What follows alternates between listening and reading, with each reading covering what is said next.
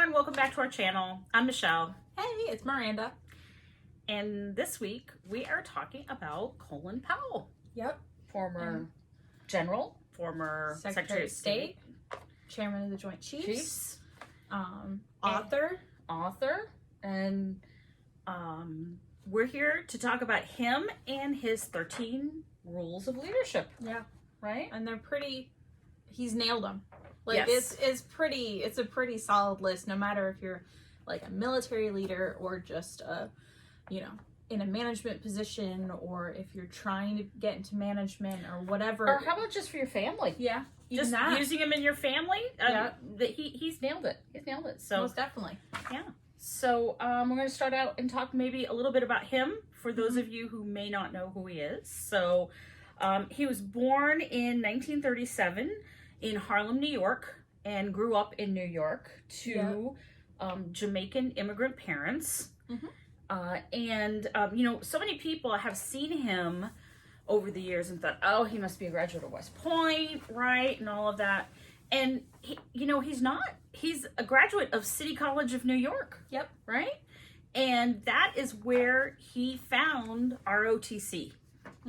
Because if you listen to some of the interviews that he's given over the years, he talked about trying to figure out what he was going to do with his life. And he was sort of kind of rudderless until he found ROTC. He found that he liked it and he was good at it. Yeah.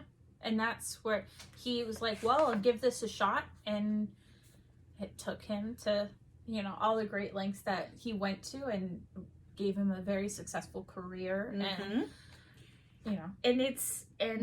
and to listen to him talk, it's really a journey he was on, right? Trying to find it and trying to find his purpose in life. And he has several interviews on YouTube for different news organizations that he's given over the years. And I encourage you to go and find some of them because they're really fascinating. Listening to him talk about this phase of his life where he was on this journey, and he just stumbled into ROTC, and then it just clicked for him. So I feel total side note, but I feel like every really great leaders that you see throughout history, they all have that moment of what do I even want to do with my life? Right. I know, and we sort of look at them through history and we say, oh, they're destined to do this, whatever. And it's normally I just thought I'd give it a shot. And it just sort of worked out, right? But I just think that's funny. That's my own little 2 cents. That's right there. Okay, okay. Well, I mean, it worked for him, right? Yep. And that is what's really funny is he wrote a book towards the end of his life, and it was called "It Worked for Me." Yeah. Right. So I think that's really interesting. But okay, so he joined the Army after ROTC. Yeah. And he went to Vietnam, was wounded in Vietnam. He had an incredible career in the Army. Went on to be National Security Advisor to presidents. He went on to eventually become Chairman of the Joint Chiefs. Yep. First African-American to become Chairman of the Joint Chiefs. And during Desert Storm and the whole Persian Gulf War and all of that. And then he went on to be Secretary of State. Very first African-American Secretary of State. Oh, yeah. So he's had a pretty incredible career. And what was really interesting is he didn't stop leading once he left his last sort of paying job, air quotes, paying job. I was going to say, he started a program, right? For young leaders, and he kept, leadership was a passion of his, and studying leadership, learning about leadership, and teaching leadership, and encouraging young people as well. He did a TED Talk on encouraging young people, and encouraging them not just to succeed, but to be leaders themselves. Right. Yeah. So I encourage you to go look for that on YouTube because it is, I think actually we can probably put the link here, can't we? Yeah, we'll put the links underneath. Yeah, we can do that. It's definitely worth a watch. And we're going to talk now about his 13 rules of leadership. And it was really funny because I listened to a speech of his one time. Well, actually, I think it was an interview more that I watched. And he talked about these, and they were actually given in an interview that he did with Parade magazine back in the 90s. Mm-hmm. And what these were little sayings that he had cut out of different books or newspapers or whatever, and he had them under his desk. You know, some people have like a clear glass or plexiglass or something, and he had them stuck under his desk. And so he picked out the 13 that weren't rude or profane or had some kind of curse word in it or something. And this is what he gave to the interviewer, and it just stuck. It just stuck, and that became Colin Powell's 13 It worked Rules for of him, Leadership. right? It worked for him, right? It just like his book, it worked for him. And if you think about it, a lot of it's common sense. But it takes someone like him with his stature and gravitas to think, yeah, these are my rules for leadership and you should follow them. So we're going to go through them. Yeah. So you want to take the first one? And Sure. It ain't as bad as you think. It will look better in the morning, which is most definitely yes. like half the time, because you're so emotional in the moment, right? Where either you are like so angry at somebody or you're so frustrated at a project or something like that. And you go and you're like, let me just walk away. Let me walk away. You know, let me sleep on it. And then you come back, and normally, you know, I'd go as far to say like 75% of the time you come back to it the next day and you're like, yeah, I overreacted. Yeah. Just a little bit. It just wasn't that bad. Yeah. It just wasn't that bad. And sometimes you need that. You need to just push away from the desk, just walk in the other room, do whatever, right? Because it'll look better in the morning. Yeah. Okay. Second one. This one is me. Get mad, then get over it. Yep. Right? That's get mad and get over it. You have a certain amount of time where you can justifiably be angry. Yep. Then scream, do whatever you got to do, and then put it behind you. Because if you spend too much time in that spot, you're going to drag yourself down and everyone around you. I always say in the third Iron Man, and she knows exactly what I'm talking about. I always quote it. But in the third Iron Man, they're talking to the character who was playing the Mandarin, and he, you know, they're like, why would you do this, and how did you handle it, and whatever, and he's like, well, you know, I cried and then I handled it, like, and that's what you gotta do sometimes. You gotta cry or you gotta get mad, and then it's over, and then you move forward and keep pushing. Yes. So I love that one. Yes. But avoid having your ego so close to your position that when your position falls, your ego goes with it. It's just, because so many people get tied up in, well, I'm the best ever and I'm the greatest and I'm so fabulous, and then it fails, or, you know, one project of theirs fails, and then it's like they have this idea that their whole personality is tied into that, so that means that they failed. A lot of people do that. They're tied to their job title. Mm-hmm. So when you lose the job title, it's like you've lost your self-worth. Yep. Right?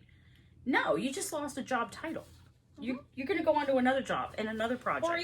Or even not, like, say you didn't lose the job title. Say it was a project that just didn't go the way you thought it would, and you hyped it up. Oh, it's so great. It's so fabulous. Yada, yada, yada.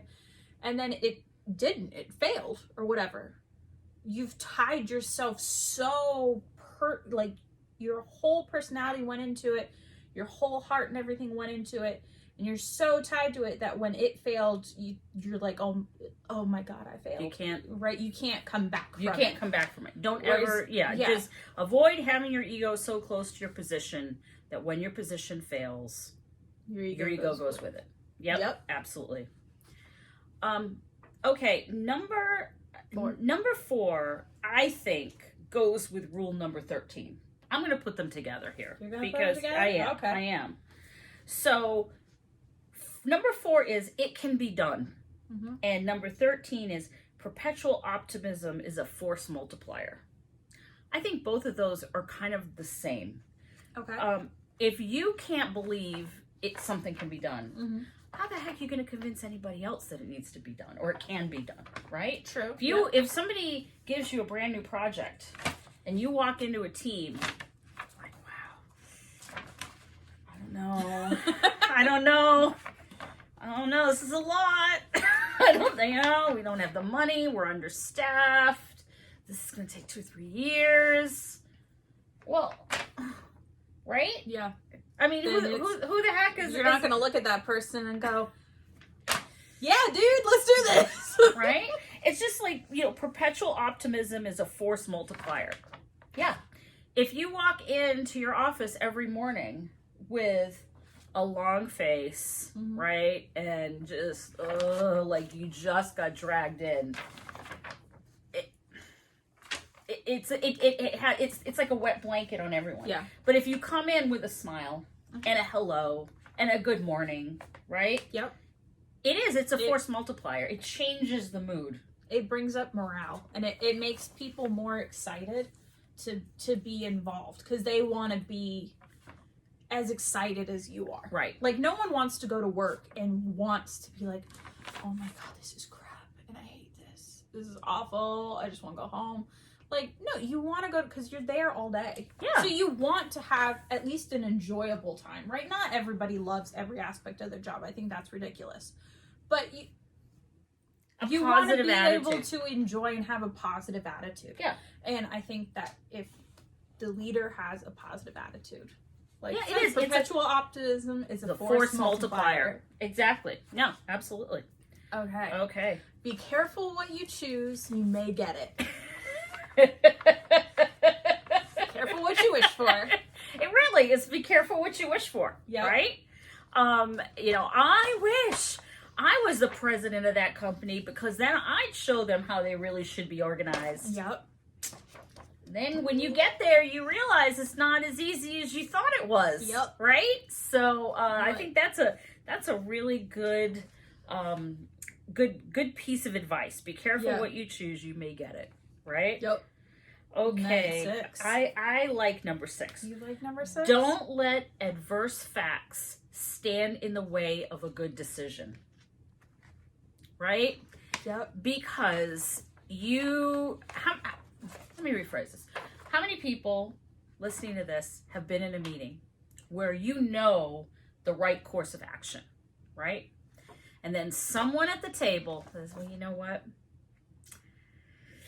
That's going to cost twice as much. It's going to cost twice as much. It's going to take twice as long.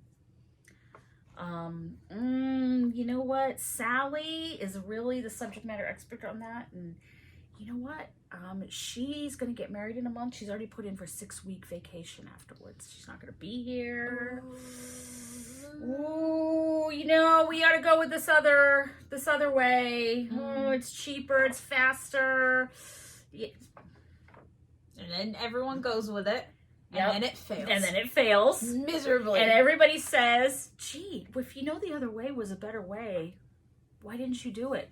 Now, I will say that sometimes is really hard to do. Oh, gosh. Because you feel that pressure of, Tom in the room, whatever. I mean, like, I don't know if we have the budget for that.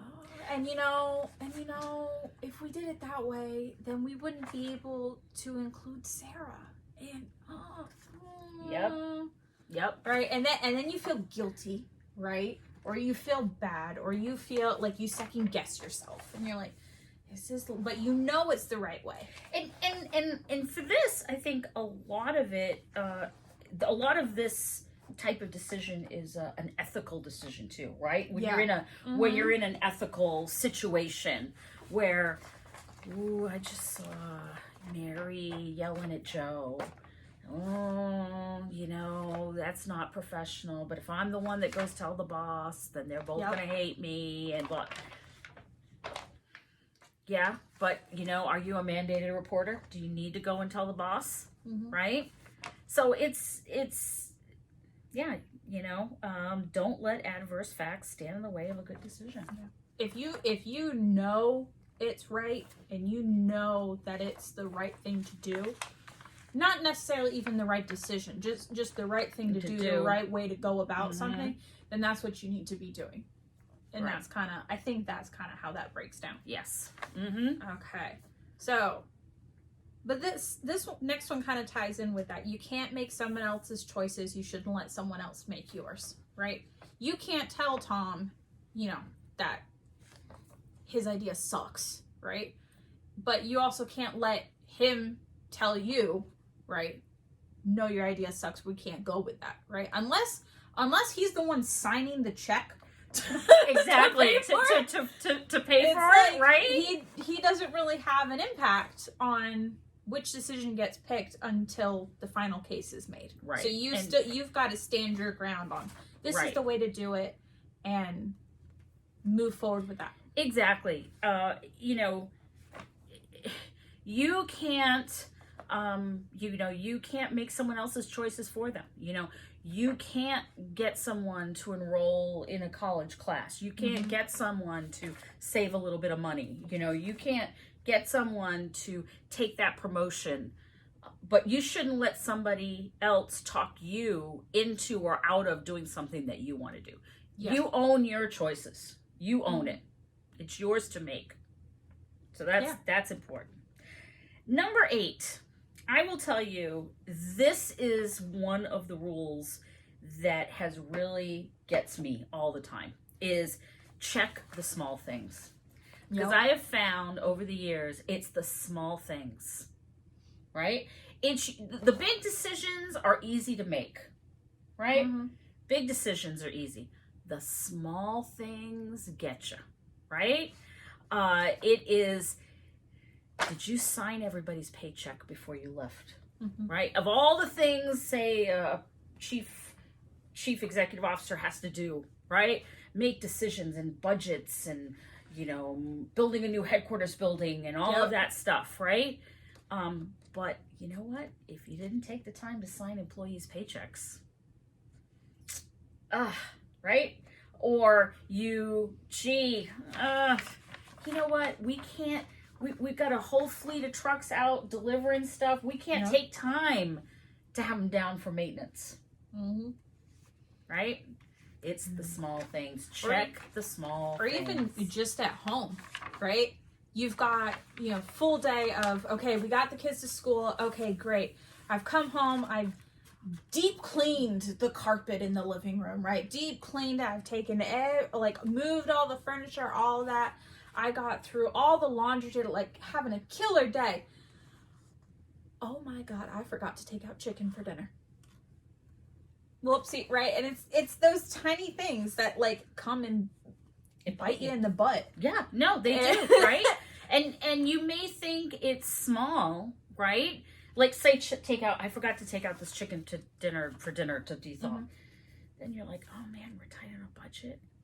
I don't have time to be going out and getting takeout food. That's gonna wreck my budget, right? And then you're thinking, to take the chicken out to get it dethawed, that's gonna be that's gonna push dinner back another hour, 2 hours. Then I gotta get the kids back from soccer and then homework. And the small little details spirals into this giant snowball. And you can apply that across the board with almost any leadership position, in work, in a church, in a after school program, you name it. Check the small things, right? Share credit. Holy crap. How many people watching this have worked their tails off on something? Go to the meeting to deliver it, and your boss stands up and says, I did it. Yeah, I did it. Thank you very much. Appreciate that. Much. Oh, that's fabulous. Thank you. Right? And then you're like, you suck. Yeah, exactly. Right? I mean, nobody wants that. And there's kind of a saying about leaders, right? That good leaders share the credit and take the blame. Yep. Right? Buck stops here. It's what Harry Truman used to have on his desk, right? Own it. If it's a successful project, everybody gets an equal share. If it didn't go well, you're the leader.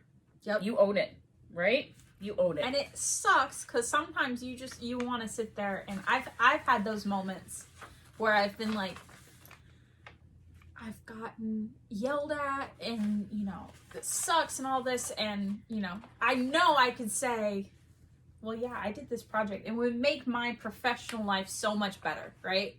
But that that's not the right thing to do, because Sarah and Kathy and Simone and whatever all helped on the project. Yep. So sometimes it sucks. And you're like... You want that credit, right? You want it. I mean, it's human nature. And then also, vice versa, when it fails, you don't really want to be the person taking the blame and saying, like, yeah, it's my fault. Ooh, whoopsies. But again, it's the right thing to do as the leader. Because you own it. Yeah, you own it, right? You own it. And so I will say that rule, while so important, and especially to build up trust between a team, yes, it's very, very important, but it's not easy all the time. No, it is not easy. It is, especially if you've got a screw up on your team, right? And that it's failed because of this one person. A bad leader is just going to call them out. Yeah, Randy, he's the one. He screwed it up.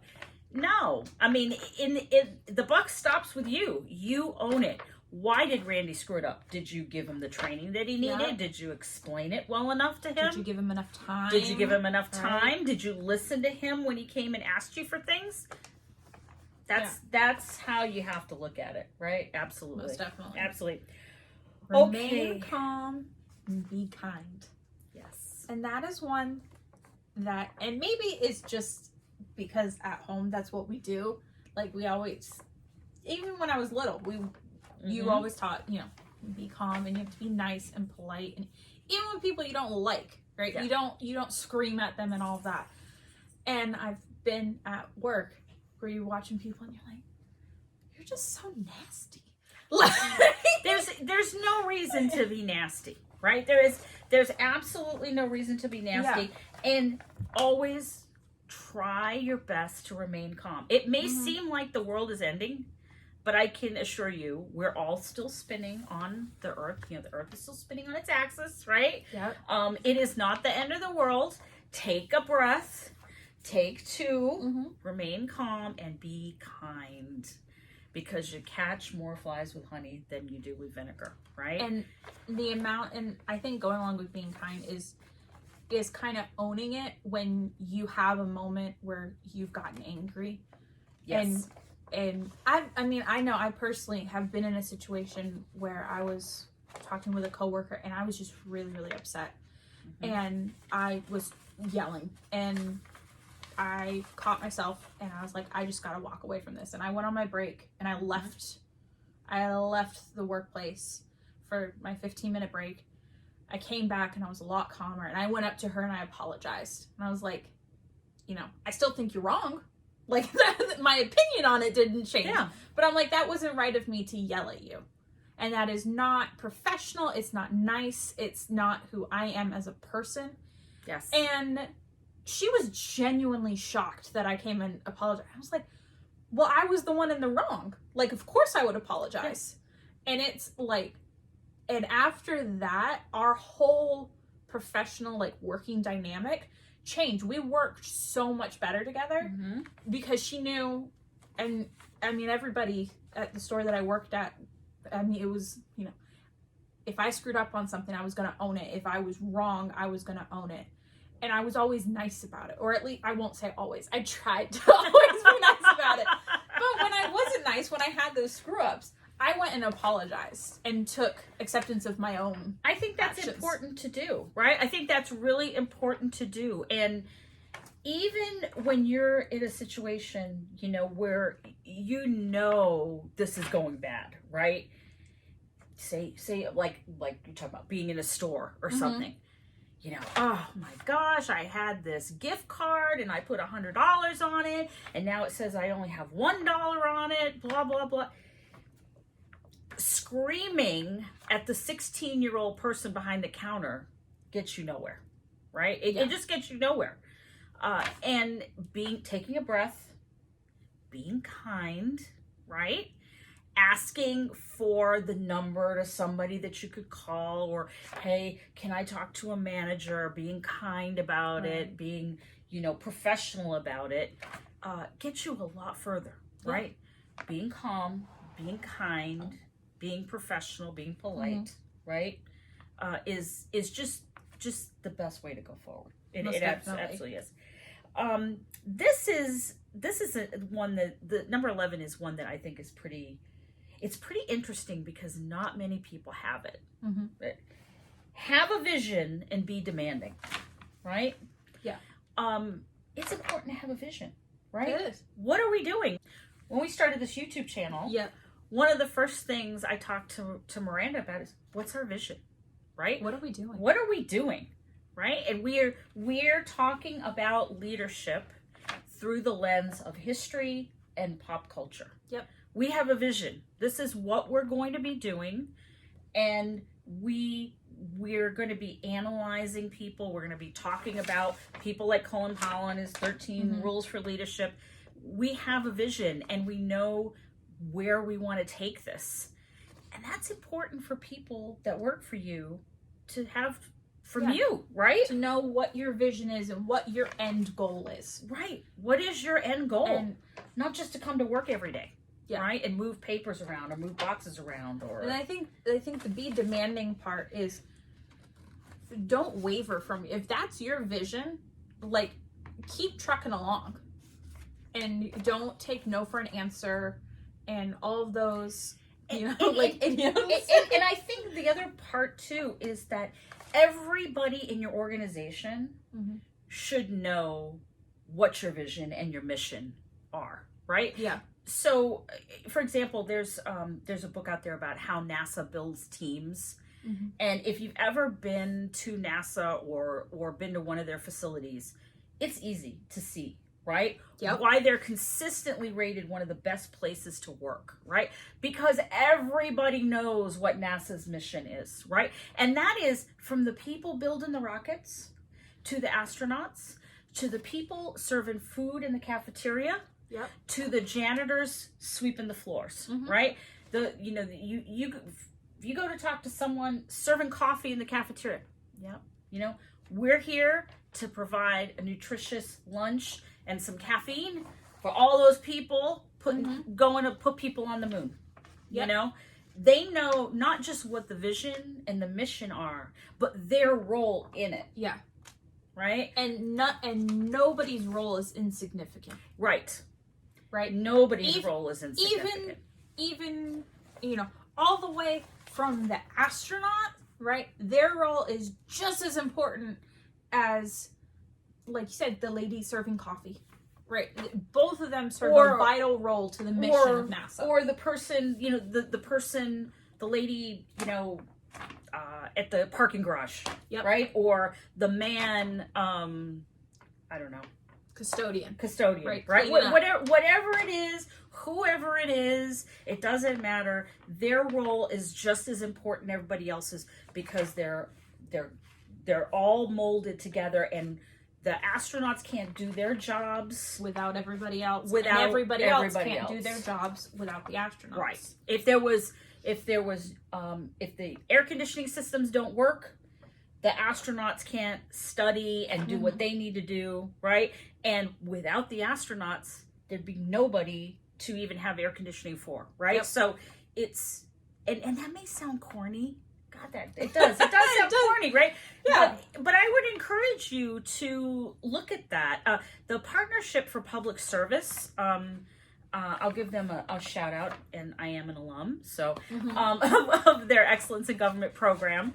But I give them a shout out, and we'll put a link down below. Is they do the best places to work rankings for the federal government, and NASA consistently is up at the top. Yeah. And that is one of the big reasons.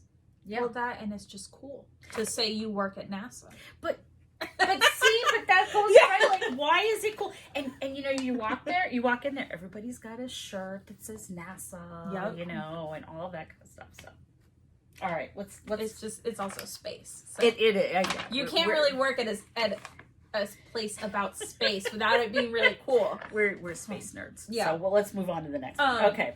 Don't take counsel of your fears or naysayers. And I think that it's kind of like have a vision and be demanding. Like, don't let, if you know what you want to do, go along with it.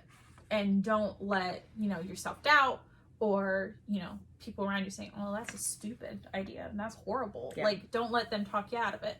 Now, I do think this comes with a caveat of, like, you shouldn't be surrounded with just yes people. Yes. You should definitely have people around you that don't agree with every single thing that you're saying. Right? But they should also, you should feel like they have your back. Right. And it's a delicate balance. It is. It's a balance. And everybody should have that friend, right, that you can go to that is going to give you an honest opinion. Yep. Yeah. They're going to look at that and you will get the honest, yes, that's great, or no, it isn't, right? Yeah. And it's not based on whether that person likes it or not. It's based on their honest opinion on their education and their experience, right? Yep. But if everybody around you is saying yes, yes, yes, or everybody around you is saying no, no, no, you got to look. Yeah. There's a problem. Got to look around you. There's a problem. Yeah. Yep. There is Most absolutely definitely a problem. So yes. That one kind of comes with a little bit of a caveat. Right. But then we've already talked about the Number 13. Perpetual optimism is a force multiplier. Absolutely. Absolutely. Yes. All right. So those are the 13 rules of leadership per Colin Powell. Yep. And we will put all the links we talked about today at the bottom in the description. And yeah, that's it. All right. So thanks for being here. Yeah. We'll talk to you next time. Yeah, we'll see you next time. Bye. Bye.